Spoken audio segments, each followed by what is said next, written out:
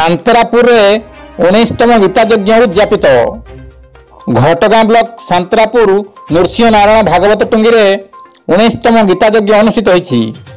सभापति पुरंदर महंत, तत्वधारक कीर्तन महंत, सदस्य प्रहलाद पात्र, भगवान बेहेरा, राजेंद्र पात्र, श्रीधर सिंह, जगन्नाथ बेहेरा, हरिश्चंद्र बारिक, चंद्रमणि नायक, अभिमन्यु महंत, किशोर पात्र, चतुर्भुज महंत, शरत सिंह, शरत सांडिल, जगदीश बारिक, कर्ता भावे चंद्रकांत सिंह एवं स्त्री बबिता सिंह एथिरे जोग देथिले।